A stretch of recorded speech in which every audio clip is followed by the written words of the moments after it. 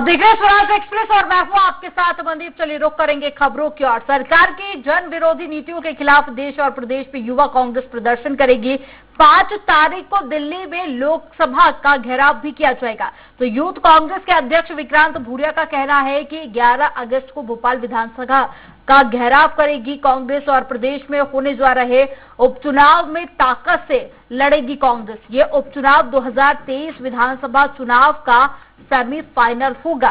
तो आपको बता दें कि कांग्रेस ने अपनी तैयारियां पूरी कर ली हैं और विक्रांत भूरिया का कहना है कि ये उपचुनाव 2023 विधानसभा चुनाव का सेमीफाइनल है। और विक्रांत भूरिया से बातचीत कर रहे हैं संवाददाता। चलिए सीधा रुख करेंगे, अरविंद चौहान हमारे साथ में जुड़ गए हैं। Arvind, over to you.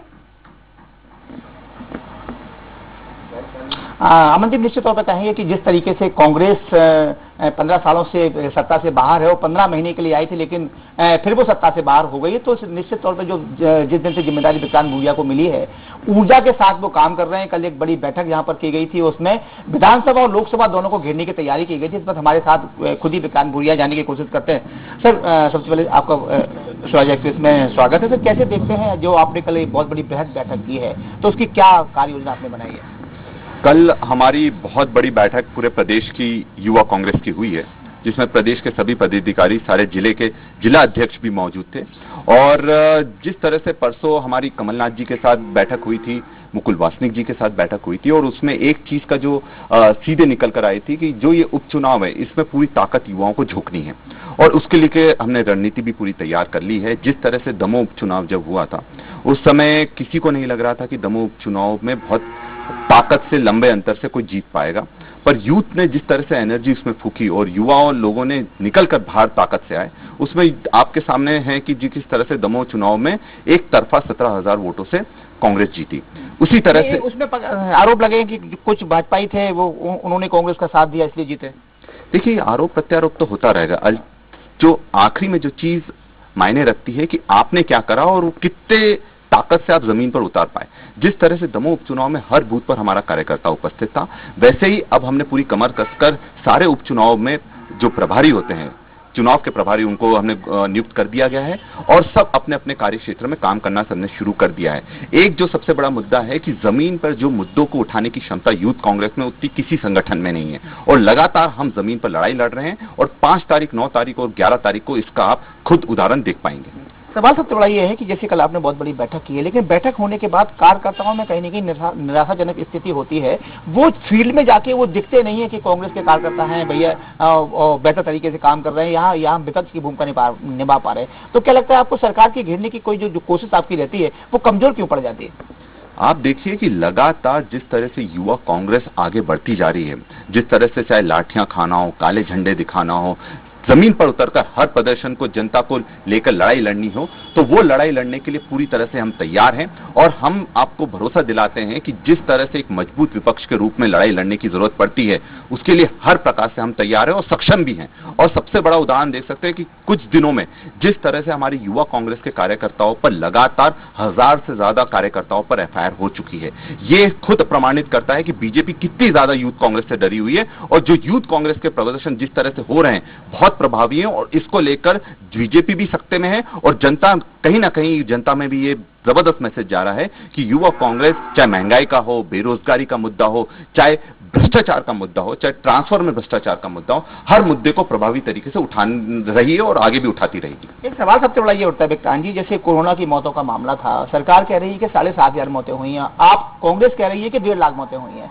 तो ये बात जनता तक क्यों नहीं ले जा पा रहे हैं? जनता को कहीं समझ में नहीं आ रहा है कि 1.5 लाख मौतें हुई कि नहीं हुई, तो वहां कहां कमी पाते हैं आप? जनता तक पहुंच नहीं पा रहे हैं अपनी बात को लेके, या जनता में खुद आक्रोश नहीं है कि हाँ उनके घर का भी परिजन खत्म हुआ है, तो कम से कम उन्हें वो सरकार से कहें? तो कहां आप देखते हैं सब चीजों को? देखिए, जो कोरोना में जो मौतें हुई हैं, बहुत संवेदनशील मुद्दा है और उसमें बीजेपी को भी किसी भी तरह से पक्षपात नहीं करना चाहिए। ये सबको मालूम है कि सबके परिवार में किस तरह से मौतें हुई, किस तरह से बीजेपी ने पहले बोला कि उनको मुआवजा देंगे, फिर किसी के भी सर्टिफिकेट में कोरोना लिखने से मना कर दिया। अभी तक बहुत कम लोग हैं जिनको उसका लाभ मिल चुका है। और विपक्ष की जिम्मेदारी आप कैसे देखते हैं? विपक्ष की मैं वही बता रहा हूं, उसी चीज पर मैं आ रहा हूं कि जो विपक्ष की जवाबदारी, हम गांव-गांव तक पहुंच रहे हैं और लगातार हमारा जो अभियान चल रहा है, इसमें 3-4 महीने लगेंगे कि पूरी तरह से एफिडेविट सबसे भरवाना, किन लोगों की मौतें हुई उसको सुनिश्चित करना, और इसको लेकर हमको सरकार पर बिल्कुल भरोसा नहीं है। सारे एफिडेविट इकट्ठा हो रहे हैं और इसको सीधे सीधे कोर्ट में जाकर हम चैलेंज करेंगे। अगर ये बात करें तो क्या ये चुनावी मुद्दा बनेगा 2023 में? अगर आपकी सरकार आती है तो जो पैसा भाजपा ने नहीं दिया है, 2 लाख की बात करें, 5 लाख की बात करें, या 1 लाख प्रदेश सरकार दे रही है, तो क्या कांग्रेस देगी? देखिए, हमारी सरकार आती है तो निश्चित तौर पर जो लोगों को अगर न्याय नहीं मिलता वो न्याय हम दिलवाएंगे, क्योंकि जो भी सरकार होती है उसकी नैतिक जवाबदारी होती है कि ये राजनीतिक मुद्दा नहीं है। जब बीजेपी का कार्यकर्ता खुद उनके मंत्रियों पर सवाल उठा रहा था कि जब कोरोना काल में जब लोग मर रहे थे तब मुख्यमंत्री जी कहां थे, मंत्री लोग कहां थे, तो ये आप सोचिए जनता की क्या हालत है। और हम में से, आपके परिवार में से भी कई लोगों को खोया, हमने भी खोया, और ये नैतिक जवाबदारी की कोई भी सरकार हो, चाहे कांग्रेस की हो, बीजेपी की, उसकी जवाबदारी बनती है कि अपने नागरिकों की पूरी तरह से रक्षा करे, और जो उनको न्याय दिलाना उसको दिलाने की जवाबदारी है। हमारी सरकार आएगी तो हम बिल्कुल निश्चित तौर पर उनकी जो जिसको न्याय दिलाना पूरी तरह से दिलवाएंगे। सवाल यही है कि ऋण माफी के मामले में कांग्रेस को भाजपा ने घेर लिया और ये प्रमाण कर दिया कि ऋण माफी नहीं हुई है। अगर कोरोना की बात करें तो भाजपा ये भी प्रमाणित कर देगी कि कांग्रेस झूठ बोलती है, ऋण माफी हुई नहीं है, तो कहीं ना कहीं आपको नुकसान होने की संभावना नहीं है कि अपनी बात को ताकत से रखने में कहां कमजोर पड़ती है कांग्रेस? ऋण माफी में कांग्रेस ने विधानसभा से लेकर पंचायतों तक लड़ाई लड़ी, और उसमें अगर आप सुनिए, सवाल सुनिए, उनका कहना यह है कि अगर एक बंदे का किसी किसान का 2 लाख माफ हुआ होगा तो वो कुछ भी करने को तैयार है। वो मंच पे, खुले मंच पे उन्होंने चैलेंज किया है, चाहे वो उनके मंत्री हों, चाहे विश्वास सारंग हो, चाहे वो नरोत्तम मिश्रा हो, खुले मंच पे उन्होंने कहा है कि अगर किसी पूरे प्रदेश में किसी एक किसान का 2 लाख का माफ हुआ होगा तो वो खुले मंच पे बहस करने को तैयार है। देखिए, यही इसकी मजेदार बात यही है, इनके मंत्री खुद विधानसभा में बोलते हैं कि ऋण माफी हुई है, इतने सारे करोड़ की ऋण माफी हुई है, और 2 लाख की जो बात करते हैं ये चरणबद्ध तरीका था। पहले 1 लाख वालों का माफ हुआ, फिर 1.5 लाख वालों का माफ हुआ, और जब 2 लाख वालों का माफ होने वाला था इनने सरकार गिरा दी। तो ये 2 लाख की क्यों आंकड़े की बात कर रहे हैं? आप ऋण माफी की बात करो ना, ऋण माफी 1.5 लाख तक के किसानों की ऋण माफी हो चुकी थी, और जो आखिरी चरण बचा था, अभी जून जुलाई में वो आखिरी चरण आने वाला था, उससे पहले सरकार ने पूरी तरह से सरकार को गिरा दिया। और ये इसलिए 2 लाख का डंका फूकते हैं तो विधानसभा में जाकर ये क्यों बोलते हैं कि भाई यहां ऋण माफी हुई है? जयवर्धन जी ने ये सवाल सदन में उठाया था और उसमें सीधे सीधे इनके मंत्री को जवाब देना पड़ा था। तो झूठ बोलने में इनका तोड़ नहीं है, पर जनता इस चीज को अब समझ गई है कि ये झूठ बोलकर सत्ता कितने दिनों तक आप रखोगे। आपने पैसे के दिन पर सत्ता हत्या ली, कोई बात नहीं, 2023 में दूध का दूध और पानी पानी का हो जाएगा, और जो सच्चे के साथ खड़ा है 2023 में उसकी सरकार बनेगी। आप भूरिया जी से कीजिएगा, अरविंद, एक सवाल है मेरा, आप भूरिया जी से कीजिएगा कि यूथ कांग्रेस का महंगाई और बढ़ती बेरोजगारी को लेकर जिस तरह से भूरिया जी ने यहां पर जिक्र किया, तो क्या राज्य से लेकर केंद्र तक निरंतर प्रदर्शन जारी रहेगा? लगातार हमारे प्रदर्शन जारी हैं। कई बार मैं खुद भोपाल में जेल जा चुके हैं इनको, क्योंकि जो विरोध की आवाज इनको पसंद नहीं आती है। 5 तारीख को सारे मुद्दों को लेकर, चाहे वो जासूसी कांड हो, पेगासस का मुद्दा हो, महंगाई का मुद्दा हो, बेरोजगारी का मुद्दा हो, उसको लेकर सबसे पहले 5 तारीख को पूरे देश का युवा दिल्ली में इकट्ठा होकर संसद घेराव कर रहा है, और 11 तारीख को पूरा मध्य प्रदेश का युवा भोपाल आकर विधानसभा घेराव करेगा। कितना दम है हम में, हम उस दिन दिखाएंगे, और किस तरह से प्रभावी तरीके से विरोध प्रदर्शन होता है उस दिन हम दिखाएंगे। अगर बात करें तो 4 उपचुनाव होने हैं, 1 लोकसभा और 3 विधानसभा का। कांग्रेस ने बेरोजगारी को लेकर विरोध प्रदर्शन किया गया, उसके बाद में हमने देखा कि जब पेगासस को लेकर रिपोर्ट सामने आई तो जो पूरा मुद्दा था उसको डाइवर्ट कर दिया गया। कहीं ना कहीं कांग्रेस मुद्दे से भटक गई थी। तो क्या वापस से बढ़ती बेरोजगारी और महंगाई को लेकर जो मुद्दा है उसको लेकर विरोध प्रदर्शन किया जाएगा, या फिर एक बार फिर से आने वाले चुनाव में कांग्रेस भटकती हुई नजर आ सकती है? देखिए, जनता को तो आपको समर्थन मिल ही रहा था उस वक्त, उसके बाद में देखा गया कि आप लोग जब पेगासस मामले को लेकर डाइवर्ट हुए तो जो जनता ने अपना समर्थन था वो वापस ले लिया।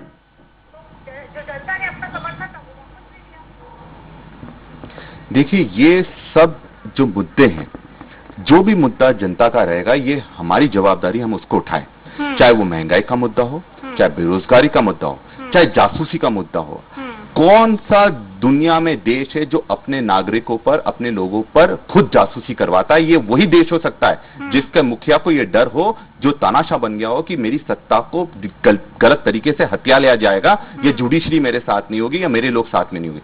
हर मुद्दे को प्रभावी से तरीके से उठाना हमारी जवाबदारी है, और अगर जनता की आवाज नहीं उठाएंगे तो हम किसकी उठाएंगे। और सीधी सीधी बात है, महंगाई सबसे बड़ा मुद्दा है, बेरोजगारी सबसे बड़ा मुद्दा है। इसको लेकर लगातार जो हमारे मुख्य लड़ाई है इन्हीं को लेकर है, और जो भी मुद्दे इसके साथ में आएंगे उन पर भी हम प्रभावी तरह से लड़ाई लड़ेंगे। यही मैं कहने की कोशिश कर रही हूँ कि जब रिपोर्ट सामने आई थी, आपको याद होगा कि तकरीबन 15,000 कुछ नंबर सामने आए थे। उन 15,000 नंबरों को लेकर जो बढ़ती बेरोजगारी और महंगाई को लेकर कांग्रेस विरोध प्रदर्शन कर रही थी, मुझे लगता है कि करोड़ों जनता उससे प्रभावित थी। 15,000 नंबर को लेकर जो एक बड़ा मुद्दा भुनाने की कोशिश कर रही थी कांग्रेस, उसको छोड़ के पूरा जो प्रदर्शन था उसको ही डाइवर्ट कर दिया गया। बिल्कुल नहीं, प्रदर्शन किसी भी तरह से डाइवर्ट नहीं हुआ है। जो मुद्दा है आज भी महंगाई बना हुआ है, क्योंकि हम जानते हैं कि गरीब परिवार को आज जीवन यापन करना कितना मुश्किल है। आज अगर कोई परिवार में बीमार पड़ता है तो वो अपने यहाँ की दवाइयां नहीं खरीद पा रहा। कोई मध्यम वर्गीय परिवार अपने बच्चों को स्कूल में ढंग से पढ़ा नहीं पा रहे हैं। ये सब सबसे बड़े मुद्दे और संवेदनशील मुद्दे हैं। बेरोजगारी मध्य प्रदेश में सबसे ज्यादा है। जो नियुक्तियां होने थी वो नियुक्तियां सरकार नहीं कर पा रही है। यही हमारा मुख्य मुद्दा है, और इसको लेकर आने वाले दिन में भी जिस तरह से पहले भी हम प्रभावी तरीके से लड़ते रहे, आगे भी इसको लेकर लड़ाई लड़ते रहेंगे, और जब तक इसका निराकरण नहीं होगा तब तक हमारा आंदोलन जारी रहेगा। सवाल सबसे बड़ा ये है कि महंगाई का 110 रुपए लीटर पेट्रोल हो गया है, 100 रुपए लीटर लगभग डीजल हो गया है, लेकिन अब पब्लिक के बीच पब्लिक को क्यों नहीं बता पा रहे हैं कि जनता उनके फेवर में बराबर 15 साल से सरकार बनाते चले जा रहे हैं। 15 महीने आप आए, इसके बाद वो आ गए। तो सवाल यह है कि क्या आप अपनी बात पब्लिक जनता के बीच में पहुंचा नहीं पाते हैं? कहां कमी रह जाती है? साथ में कमलनाथ जी ने निर्वाचन आयोग को पत्र लिखा है। उन्हें ये मंशा है, लगता है कि कहीं उपचुनाव में सरकार सरकारी तंत्र का दुरुपयोग न करे। तो इसे कैसे देखते हैं? देखिए, उपचुनाव में जिस तरह से जो 22 चुनाव हुए थे और इन्हें दुरुपयोग प्रशासन का भी करा, पैसे का भी करा, उसको लेकर किसी को भी संदेह रखना बिल्कुल लाजमी है। और जहां तक हमारे प्रदर्शन की बात है, जनता तक पहुंचने की बात है, जनता तक हम पहुंच रहे हैं लगातार। आप इसका असर आने वाले चुनावों में देखेंगे। कोई भी जब धमाका होता है उसको समय लगता है, लोगों तक पहुंचने में समय लगता है, अपना पूरा संगठन का विस्तार करने में समय लगता है। हम लगातार तीनों बिंदुओं पर काम कर रहे हैं, लगातार जमीन पर संघर्ष कर रहे हैं, लगातार जनता से संवाद कर रहे हैं और लगातार उनसे संपर्क बनाए हुए हैं। और इसके बारे में क्या कहेंगे सर? 4 उपचुनाव है, कैसे जीत देखते हैं आप? कहां क्या लगता है आपको, कहीं कोई कमी बेसी? लगातार उपचुनाव में कांग्रेस ताकत से आगे बढ़ रही है और उपचुनाव में हम बड़े बहुमत से जीतेंगे। ये मैं आपको आश्वासन नहीं दे रहा हूं, पूरे विश्वास से और डंके की चोट पर आपके चैनल पर मैं कह रहा हूं। मेरा आखिरी सवाल है, अगर सियासत की बात करें तो सियासत में अनुकंपा नियुक्ति परंपरा चल पड़ी है। जैसे कि सज्जो कोठारी खत्म हुए, उनके बेटे को टिकट दे दिया गया। माखनलाल जाटव खत्म हुए, उनके पुत्र को टिकट दे दिया गया। तो क्या अभी भी बिजेंद्र सिंह राठौर खत्म हुए हैं, उनके बेटे को टिकट दिया जा रहा है? तो आपको लगता नहीं है कि सियासत में सहानुभूति वोट बटोरने के लिए या अनुकंपा नियुक्ति जैसी परंपराएं चल पड़ी हैं? ये और भाजपा में भी है, हेमंत सिंह को टिकट दिया गया। तो एक कॉमन मैन होने के नाते आप कैसे देखते हैं? देखिए, मेरा ये कहना है कि अगर किसी के परिवार में कोई जाता है और अगर उनका बेटा या उनके परिवार में कोई व्यक्ति इतना सक्षम है कि सबका नेतृत्व कर सकता है, तो उसको मौका क्यों नहीं मिलना चाहिए? कहाँ है? रणबीर जाटव कांस्टेबल थे और उन्हें उठा के टिकट दे दिया, सहानुभूति वोट हुई। सज्जो कोठारी के बेटे हेमंत कटारे कभी राजनीति में नहीं आए। वो बहुत सारे ऐसे लोग हैं जो बराबर झंडा डंडा उठाते हैं, उन्हें जब मौका नहीं मिलता तो निश्चित तौर पर मैं दोनों पार्टियों की बात नहीं कर रहा हूँ। मैं कोई कांग्रेस भाजपा की बात नहीं कर रहा, मैं भी दोनों पार्टियों की बात कर रहा हूँ। मैं ये दोनों पक्ष दोनों पक्ष सुनिए, आप दोनों पक्ष सुनिए। अगर कोई सक्षम है तो उसको टिकट मिलना चाहिए, अगर सक्षम नहीं है तो उसको टिकट नहीं मिलना चाहिए। और यही चीज मैं कह रहा हूं कि अगर कोई अति काबिलियत रखता है कि वो सबको संभाल सकता है और जनता का प्रतिनिधित्व कर सकता है, उसको मिलना चाहिए। अगर वो इस लायक नहीं है तो नहीं मिलना चाहिए। वो तो बिल्कुल पैराशूट से उतार दिया जाता है। नहीं, तो यही तो मैं बोल रहा हूँ कि अगर नहीं है तो नहीं मिलना चाहिए। यही तो चीज की मैं बात कर रहा हूँ। अगर नहीं है तो नहीं मिलना चाहिए। जो भी व्यक्ति चुनाव अपनी बात रखी, हमारे साथ में जुड़ने के लिए आपका बहुत शुक्रिया। और संवाददाता भी जुड़े हुए थे, अरविंद आपका भी तमाम जानकारी साझा करने के लिए बहुत शुक्रिया।